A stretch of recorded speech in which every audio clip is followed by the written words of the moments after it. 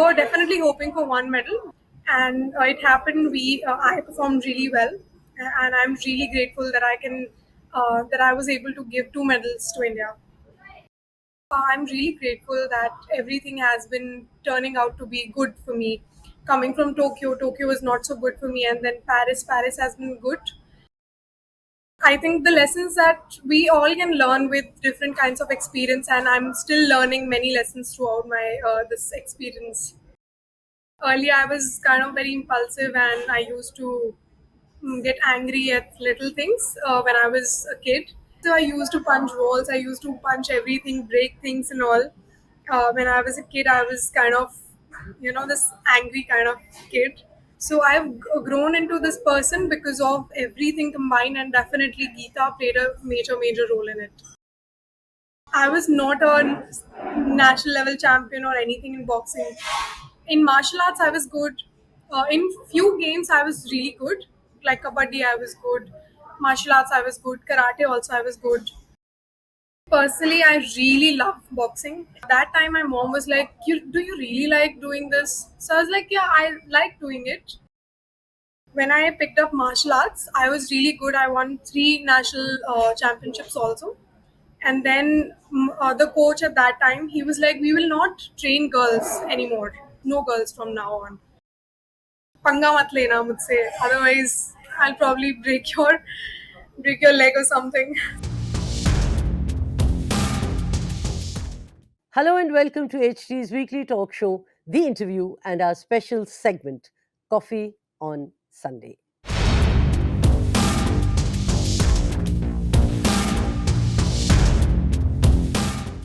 The first Indian woman to win a shooting medal at the Olympics.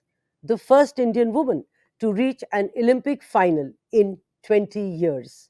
The first Indian athlete to bag two medals in a single Olympic event, and also the one to open India's medal account this year in Paris. No guesses for this one.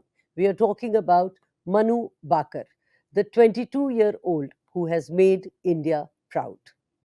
When she asked her father to get her a gun, he wondered whether the investment would be worth it.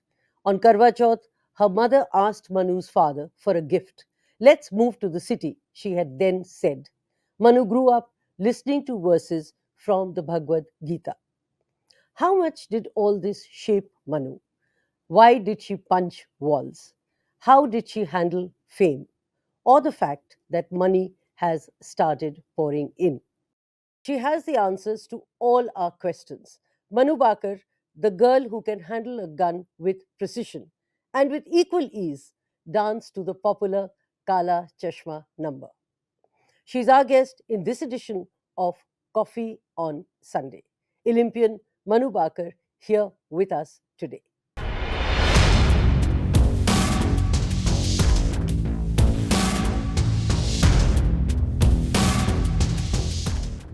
Welcome to the show, Manu Bakar, and thank you for being with us. And congratulations on your spectacular win. Thank you, ma'am.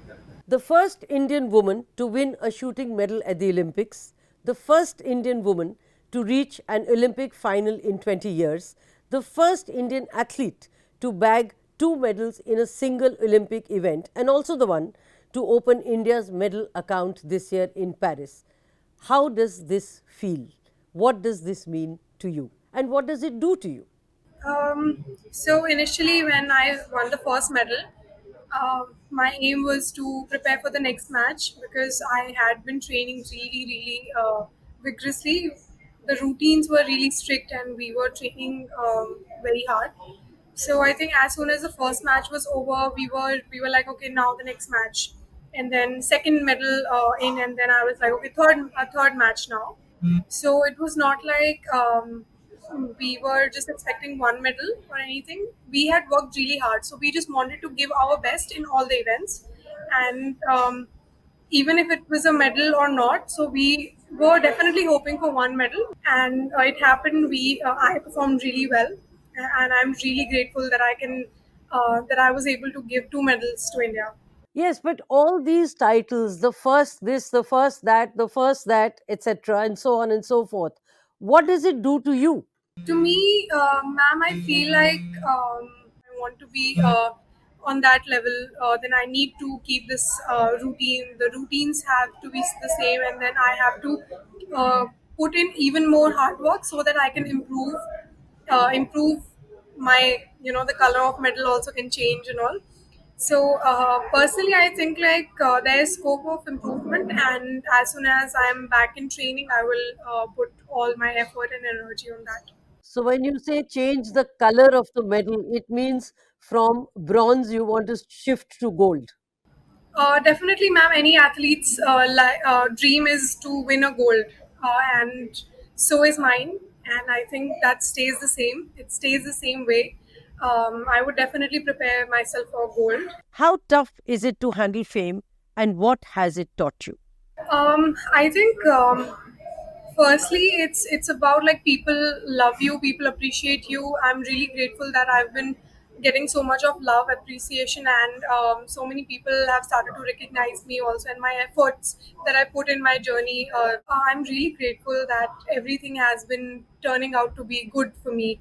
Coming from Tokyo, Tokyo was not so good for me, and then Paris has been good so far. So I feel like people have this faith in you, start to have this faith in you that okay, you can achieve something, you can win medals for the country. That's why they start to expect from you. Also depends on you, how you take success, how you take fame, how you take winning one medal, two medals. So it depends on person to person as well. Being famous overnight, what has it taught you? And what is that one lesson which you have learnt? I think it's gonna be the same for me in trainings, in my daily routines. So and I think the lessons that we all can learn with different kinds of experience, and I'm still learning many lessons throughout my this experience. You know, you grew up listening to verses from the Gita. On Karwa Chauth, your mother asked your father for a gift.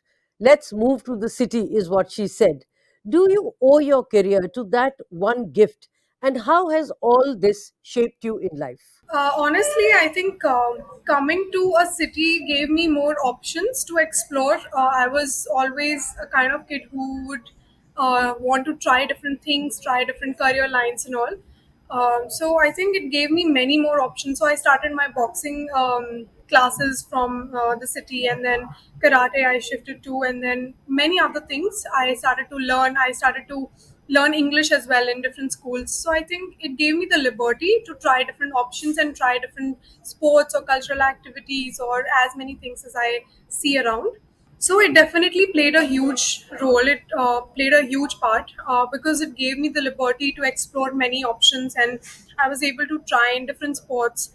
For example, boxing I picked up in the city, karate I started, martial arts I started there, tennis I picked up in the city, and then I became physically really fit because of my boxing, martial arts, and karate. However, I started my shooting career in the village itself. I was in 10th class when I started it in Universal Senior Secondary School, Goria Chacha. So Goria is a village, small village, and I started shooting in the school. At that time, only that school had a shooting range in our entire district. So that's how I started. But definitely, this moving to the city played a big role in my career. And listening to verses from the Gita, which I'm told you still carry with you. Yes, ma'am. It definitely shapes a person and how a person thinks towards many, like the perspective of a person and the mindset of a person. It helped me become more positive in my day to day life, and I think I have changed and become a more patient person. Earlier, I was kind of very impulsive, and I used to get angry at little things when I was a kid. So I've grown into this person because of everything combined, and definitely Geeta played a major role in it. You know, you yourself said that you tried your hand at many things. And at one point, you were called Jack of all trades. You did boxing, skating, martial arts, and so on and so forth. Tell me about that. And then getting focused and settling as a shooter.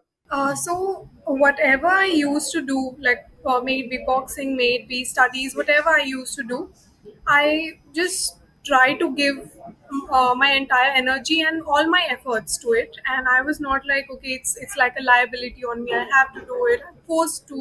I'm forced into it. So I never used to take it that way. So I used to enjoy everything. And when you enjoy things, I think you become a natural at it.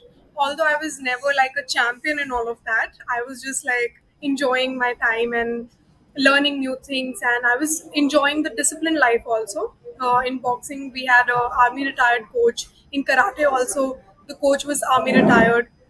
So I mean, all these elements really helped me with my journey in sports career, and how now day to day life in shooting is also kind of disciplined. So it made me the person who I am today, and I was not a national level champion or anything in boxing. In martial arts, I was good. In few games, I was really good. Like kabaddi, I was good. Martial arts, I was good. Karate also, I was good. You started with boxing and from there settling as a shooter. Tell me about that decision. How did it happen? Why did it happen? So boxing, personally, I really love boxing. That one day I came home with my left eye was entirely swollen up and my face was all red, and I mean, the left eye was so swelled up that even if you would look at it, you would be like, you'd be shocked and you would be like, you should not be doing this. So it was really bad. It was a really bad injury. And that time my mom was like, do you really like doing this? So I was like, yeah, I like doing it, and I still continued with it. My mom still sent me to school. She did not let me take rest and all. She was like, "Okay, you want this, you get it. Just deal with it." So, but she took a lot of care. She was always there for me whenever I needed anything. So, after a point of time, it became so monotonous for me. It was like the same routines and everything was just the same every day, so it just bored me. And then I was like, you know what, I really want to learn martial arts maybe or karate maybe, so please find an academy for me for that. So that's how I changed the sport to karate and martial arts. So when I picked up martial arts, I was really good. I won three national championships also. And then the coach at that time, he was like, "We will not train girls anymore. So it's better you find some other academy because we will stop training girls. No girls from now on." So that is how I had to change that also, that sport also. Shooting happened in school. So sometimes when I used to feel bored in classes, I used to be like, okay, I want to skip this one, which is mostly like history or political science. So I used to skip it, and then my friends used to go to the shooting range, and with them I started to go to the range, and the coach was like, you can actually do really well in shooting. You can pick up really quickly also, because my build was really strong. My Because of boxing and martial arts, I had really good physique. So, martial arts, they said we will not train girls anymore. If they had not said that, and if girls were allowed, would we have seen you in martial arts rather than shooting? Ma'am, I'm a firm believer of destiny, and I am a firm believer of whatever happens, happens for good only. So I think this path was meant for me. You said that when your mother looked at your swollen eye, she said, "Do you really want to do this?" Doesn't she say something similar when she sees now on both your wrists permanent marks because of handling the gun? No, now she knows that I really enjoy the sport, and whenever I feel low, she's the one who is like, "Don't worry." So you and her are not any more bothered about the permanent marks on your wrists like she was when she saw the swollen eye. No, the eye injury was really bad. I'm telling you, it was really, really bad. And this you can handle. Yeah, this we can handle. I mean, I can just give it. I have a break for 3 months now, so I'm giving it rest. It's settling down, so now it's much better.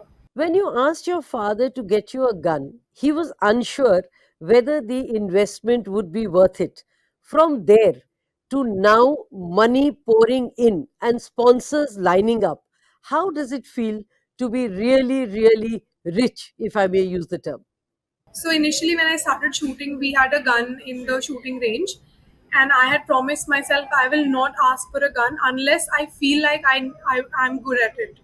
So for many months, I shot with the same gun that we had in the school, the common pistol. So different people use it, and then they change the settings according to themselves. So I used to use the same pistol, and when I realized that this is the thing that I really like, and I would want to do it for a long time, that was the time when I was like to my parents that I really want a pistol now. Do you recall the joy of getting your first pistol? Explain or take me through that moment. Uh, I think moment of joy. I don't know, but I was relieved for sure. I was so relieved that now nobody's gonna change the settings, and I'll always have my personal pistol. So I was really relieved, and I had made it to the national team also, national squad. So top 12 people make it to the national squad, and then they are trained by the national coaches. At that time, I was really relaxed, and I was like, okay, this is my personal pistol. I can do, I can experiment, I can do whatever I like, and it will nobody else will touch it. So since then, I'm like really protective of my pistols and my equipment. I'm like nobody's gonna touch them. How many do you have now? I think I have four or five. Five, I think. Five I have now. From that little girl with a dream to an Olympic champion, how does it feel? What has changed? And you started by punching walls actually.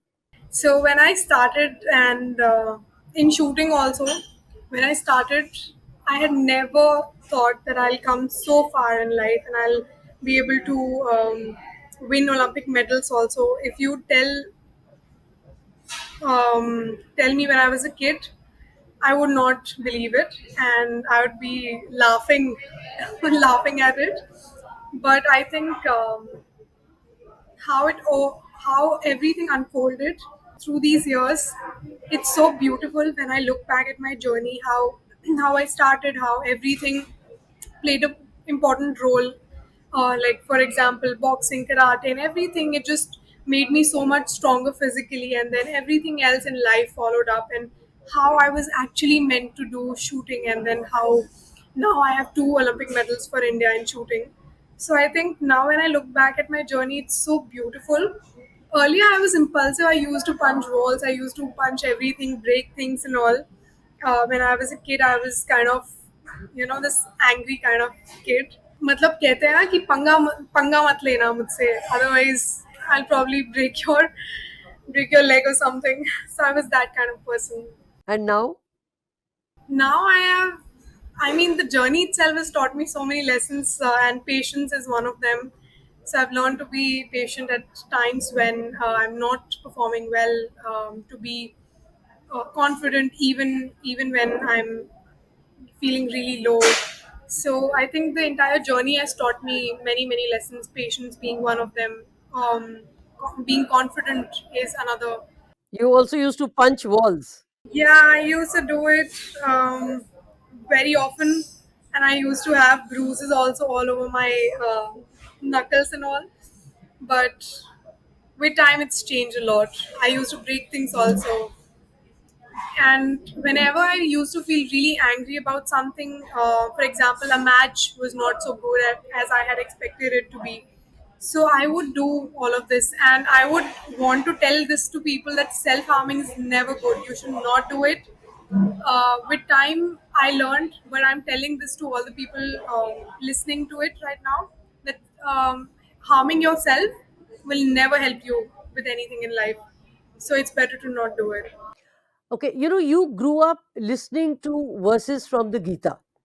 As against that, the inherent anger within you, what do you attribute that to? I think my expectations from my own self have always been really high, and I had always expected that I'll always do good and I'll never lose any match, or I'll never do bad. I will never perform badly. So that was the kind of expectations I always used to carry. It was not like somebody else used to expect that out of me, but it was just me who used to expect all of this. And because of that, I think all of this started to happen, and I was like, okay, why were you not able to win? Why did you not perform um, to the level that you uh, usually do? So I think that led me to do all of that. Do you still punch walls when you're angry? No, You punch people? no, no, no. I never harm other people ever. No. So, how do you channelize your anger? Ah, now I think I'll just close everything, I'll shut everything, and I'll just take some time for myself. I'll breathe, I'll think about what went wrong, I'll think about it, and then I'll probably, I don't know, eat something or maybe just go to sleep. So that's how I do it now. How do you unwind after a tough day at training? I really enjoy tough training days. I really look forward to when I'm like, okay, this entire day is entirely packed, and I do not have time to actually even sit and think about.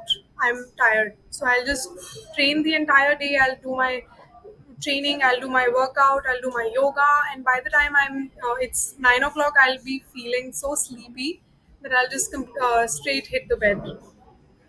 So I enjoy that. And what is a no work day mean to you? What do you do then? How do you unwind? So on the off days, I usually like to sit in the sun for a while, and then I solve puzzles. I really like to do puzzle things and all.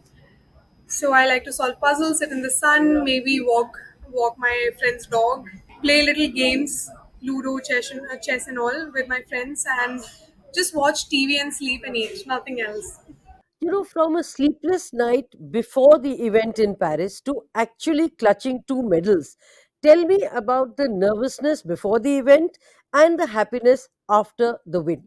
I think the stress was definitely there. I mean, I was really stressing out about how the events are going to unfold, and because I was aware that after 10 days, everything is going to end, and I'll just look back and I do not want to regret anything. So I was making sure that I was disciplined, I was making sure that I was following my routine time on time and not even like 5 minutes or 10 minutes late. So I did not want to regret anything. That's why I was like, okay, you need to do this no matter how tired you are, no matter how um, hungry or angry or disappointed or sad or happy you are, you have to do it. So I think I had my priorities really straight. They were set, and I was like, okay, we need to do this, and we'll do it no matter what, and match one day at a time, one moment at a time. So that's how I took those days. So, the night before the event and the night after the win. So I was getting these thoughts. Tomorrow is the match. Tomorrow is the finals. I don't know how it's gonna go. I don't know if I'll be able to handle the pressure or not. And then instantly, I would remind myself that you know what, one moment at a time. Just live in the current moment. Kal ka kal dekh lenge. Tomorrow we'll see what happens, and just do not stress about tomorrow. Just do what you have to do right now. So that's how I did it. And after the win, After the win, I think we had another matches lined up. So I had the mixed doubles the day after, and then 2 days later I had the sports pistol match. So I was only focusing on the thing at hand. I was like, celebrations can wait for a week or two, but we need to try and give our best in the coming matches. what were the lessons learnt and unlearned in Paris? And what was that one promise you have made to yourself after Paris? I think the major thing was this only, that if you try your best, if you try and give your best, I think my main motto for this was not to regret anything. So I was giving my all my energy, all my efforts, and everything that I had for shooting. May it be financial, may it be mental, may it be physical. So even though I was really tired every day, sometimes I used to think I'm really tired. Maybe my body needs to recover, but still I used to push myself that no matter what, no matter how tired you are, just do it. This is your routine, you have to keep doing it. So I think that is one lesson I really I actually learned from there, and I'll carry forward with me, that even if you're tired or whatever, you have to follow your routines. And after the win, the promise that I made myself is that the routine has to be the same. My routine will be the same no matter what. As soon as my break of 3 months ends, I will continue with my same routine. In Paris, you also fed goats. Yeah, that was because I saw there was this goat farm in front of the village, and we used to walk back to the village because we used to miss the bus almost every day. So we used to train till a little longer, and then when we used to head back, there was no bus at that time. And walking back, first day I saw there's this goat farm and so many goats were there. So I was like, I tried to feed on the day, first day, and the goat was so scared, it left.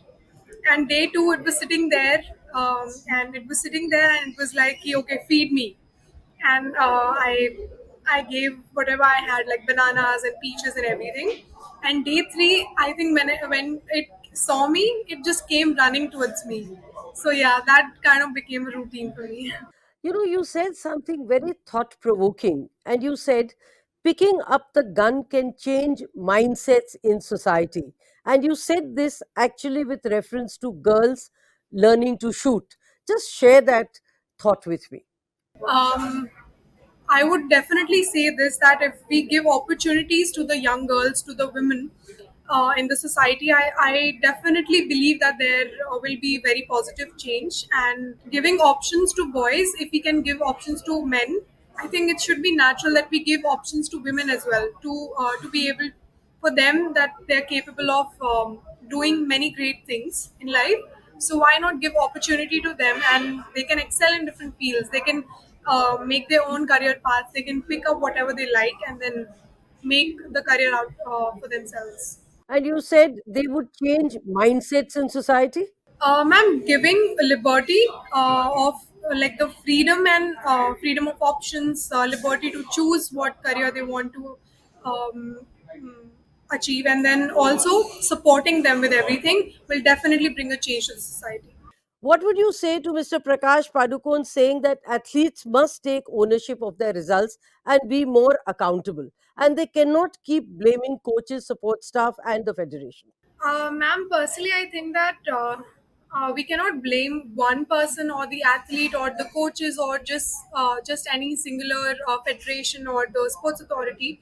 I think it has to be like a teamwork, and it cannot be just one person's or one organization's responsibility. It has to come on the shoulders of the entire team. If they haven't made it to the medal, or even say if shooting hasn't win any medals, so I think it would come on the entire fraternity and entire, like the coaches would also be responsible, the athletes would also be responsible, the federation, the SAI, everyone would be responsible for it. And when he says that, I'm sure that he has his reasons that he said what he said. You know, on Vinesh Phogat's controversy, what is your take on the conspiracy theory?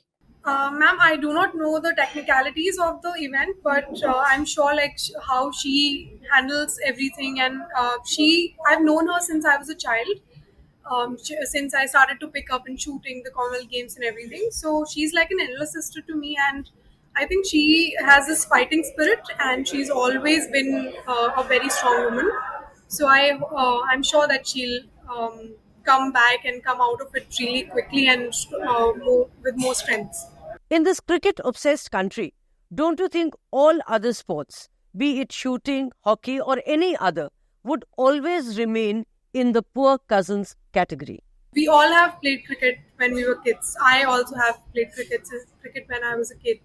So the society is probably very familiar with this cricket as a sport. But at the same time, if we want to develop ourselves as a sporting nation, only putting forth one sport or only being strong in one sport will not help us do that or build that image. So we'll have to focus on every sport that we have in this country, that we can so that we can emerge as a sporting nation.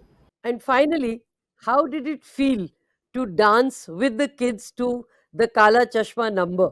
And apparently, you also sang a few lines. I really like kids. So when I went to the school, it was more like I was able to. It reminded me of my school days also, and I never really got to live my 10th, 11th, and then college life. So I was always away for a competition. So they insisted me a lot to join them. Finally, what is your roadmap for 2028 and the plan for changing the color of your medal? The plan remains the same. I'm hard work and be consistent and just keep going on despite of the bad matches, the good matches, anything. Be consistent, put in hard work, and follow your routines. Yes, but I suppose a lot more is needed to change the color of the medal to gold. Definitely, ma'am, a push. We will put in the training also, and we will analyze what all we could have improved or we can improve in the future. Although we can never say what the future holds, what the future has in it for all of us, we can always try our best, and we can always try to prepare ourselves better for the opportunities and for the events. On that note, Manu Bakar, let me wish you all the best and thank you for being here with us. Thank you so much, ma'am.